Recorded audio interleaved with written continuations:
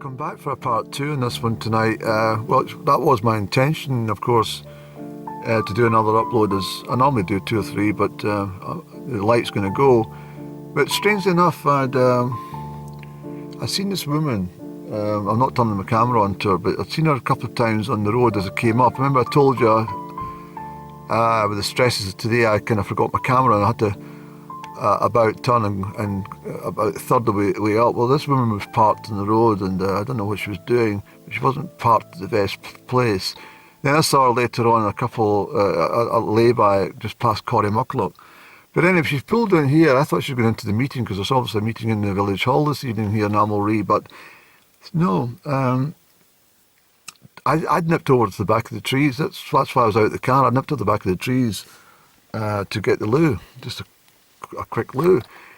And as I came back over, she was kind of scrambling over the heather and said, it's just a very odd conversation. And as you know, I like odd conversations, and I like, right away, I thought, this lady's, there's something very meaningful about her. And she was so interesting. It's like she was reading my mind as I was reading hers. That's exactly what it was like. Not, and I don't mean that in a, kind of horrid way. It's like where I don't like people that kind of look through you or anything like that. It wasn't like that. But for every single word that was uttered, the next word that was uttered was led on to what I'd been thinking, or what she was thinking, I sort of came out with. It was absolutely fascinating. So, I mean, she's very, very aristocracy.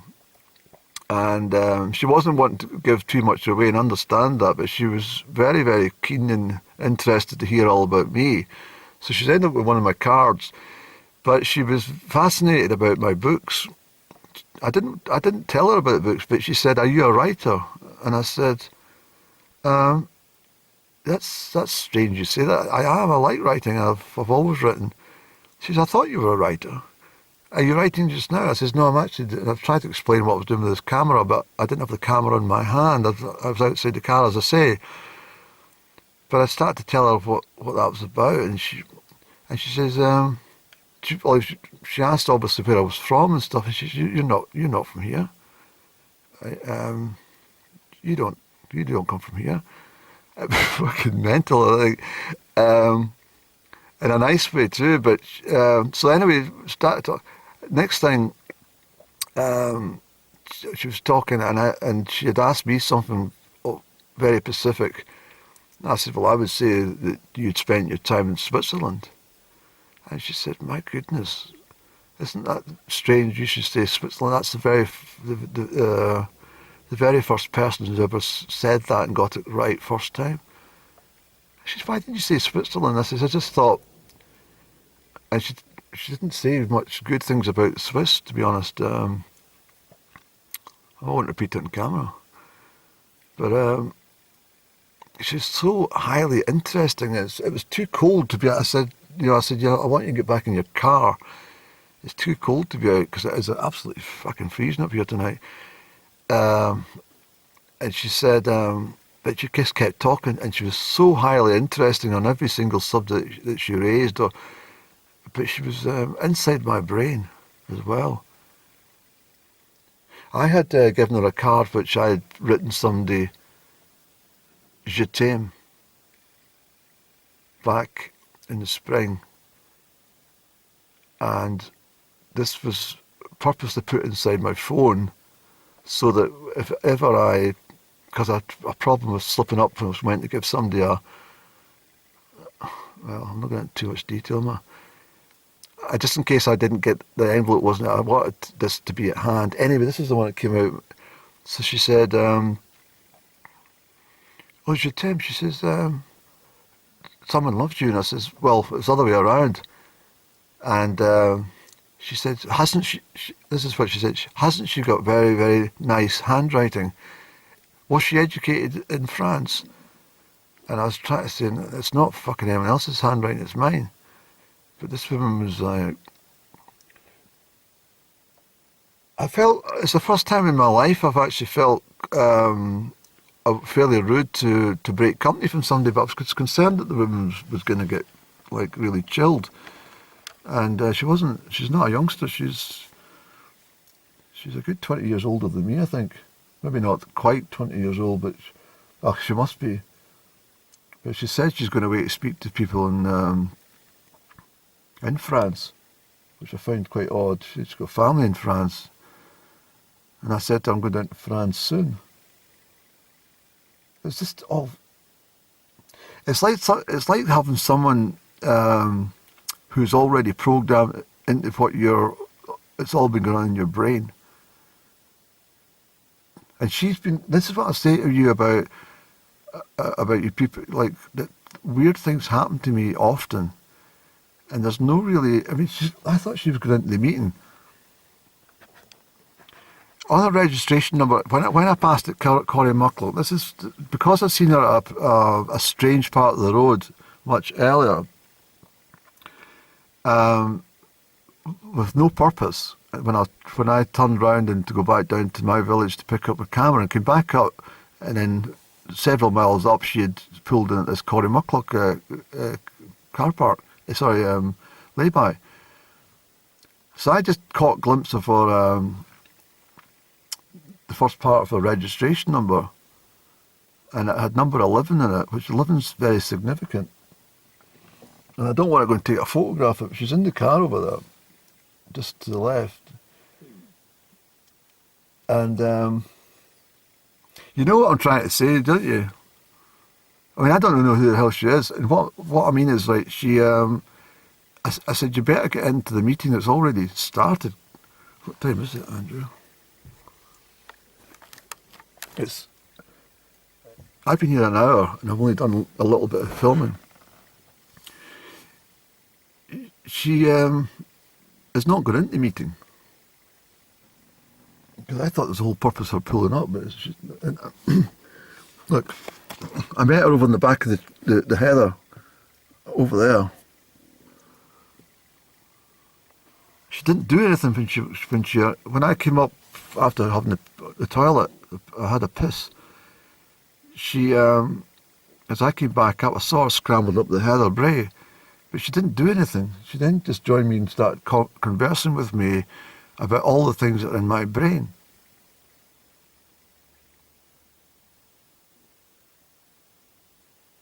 And when she's talked about the, so odd. She's basically answered a lot of questions that I had sitting in my brain.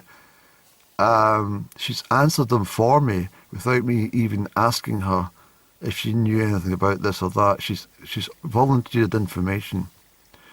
She's then just went on to tell me about a lost grave at Foulswester, which belonged to her fifth generation family, back the way, you see. And she couldn't locate it, and this dog, a dog came along to greet her, and she told me the person who was cutting the grass isn't a guy. He's got one of the richest people in the area. Was cutting the grass at Foulswester Church, and he said that's the first time the dogs went to see anybody. The dog doesn't really like strangers, normally barks.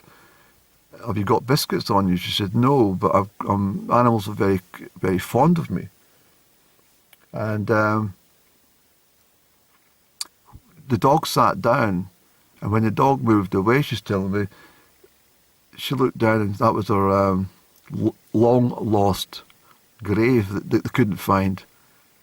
Where the guy had cut the grass had revealed the grave, but she said that I wouldn't have seen the cross on the grave that we knew was an identifiable feature if the dog hadn't crushed the grass next to it and sat down.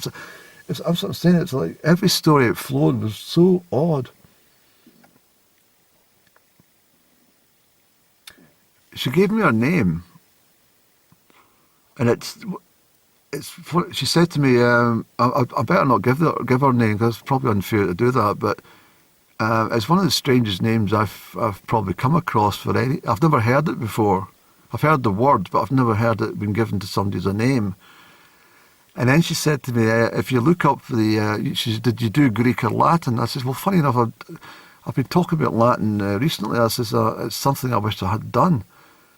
And she said, I thought you did Latin. And that's what she said. I mean, all this stuff that she kept referring to, that as if she knew me from somewhere.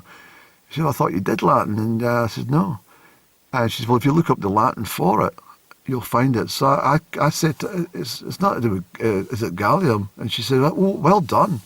Well done. Unfortunately, you're wrong. She says, it's the feminine. And I thought, fuck. I'm not spooked out by this one. I'm just really quite, it kind of fits into the bill. It's all been happening this year for me. I just booked flights for myself yesterday to go somewhere, and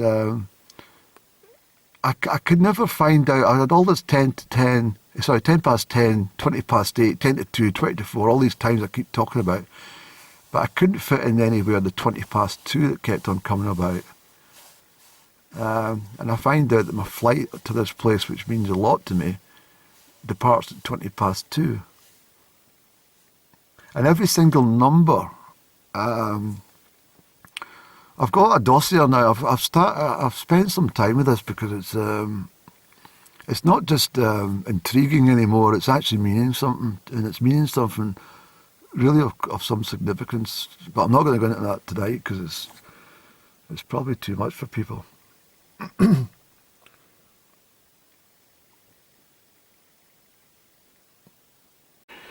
Yeah, I've got a registration number at 11. She's just away now, but I was talking about Thailand recently about the Z and N. That's what's in the registration number. I know that's just coincidental, but one thing that did come to mind. I've still got a cigarette here. It's fucking freezing up here tonight in that wind. Yeah, she said to me, you know about Schiehallion? I says, yeah, I was up there last year. She says, yeah, I thought you'd come to visit me. I says, I don't know where you stay. She says, I stay in Schiehallion. I said, there's no place in Schiehallion, it's a mountain. She says, yes, that's where I stay. And I thought she was talking about property. Now it's fucking twigged when I was outside the car that she's talking about, that's the fairy mountain. It's not an overactive imagination, Andrew. There's something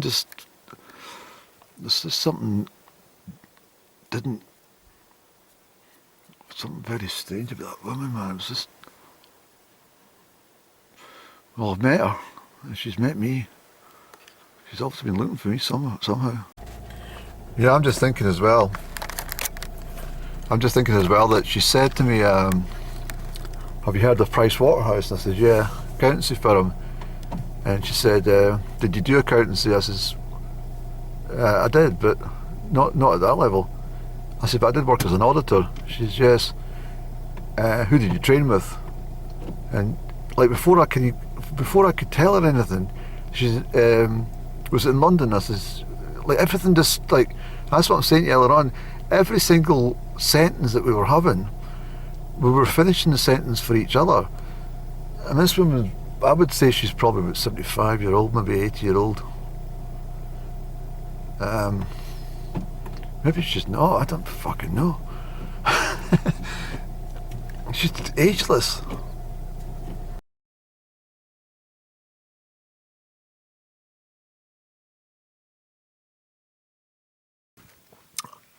It kind of stayed with me in the last 24 hours regarding the lady that I met here last night.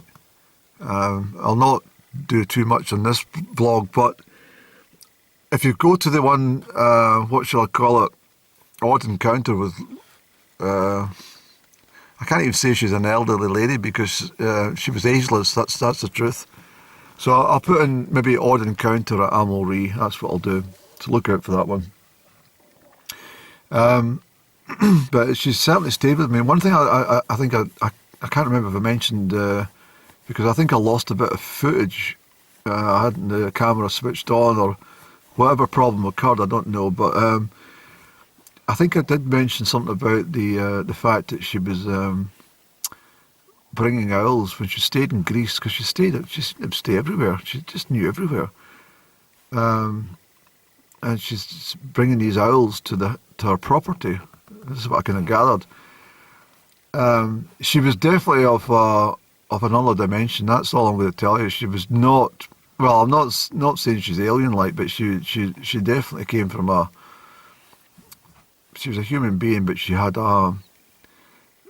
something very, very spiritual about her, and very like the fairy encounter. That's the kind of thing I mean.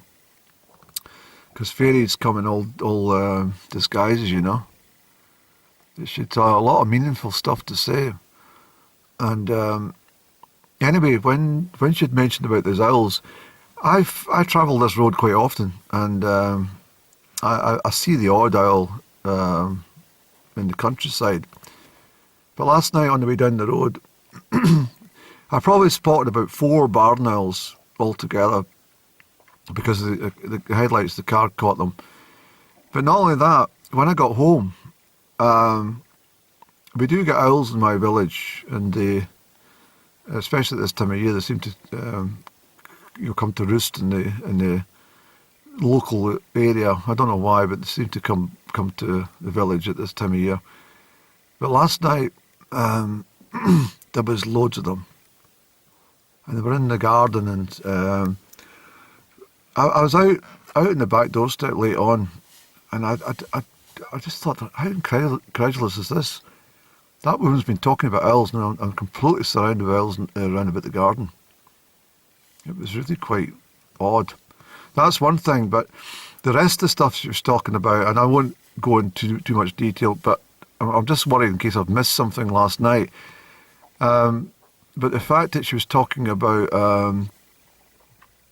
Schiehallion, and I'd mentioned that I'd gone to Schiehallion to climb it, but she'd said, something about visiting her or something, and she would have visited me, and I said, no, and kind of peculiar kind of conversation that we were having, and she says, I live there, and I said,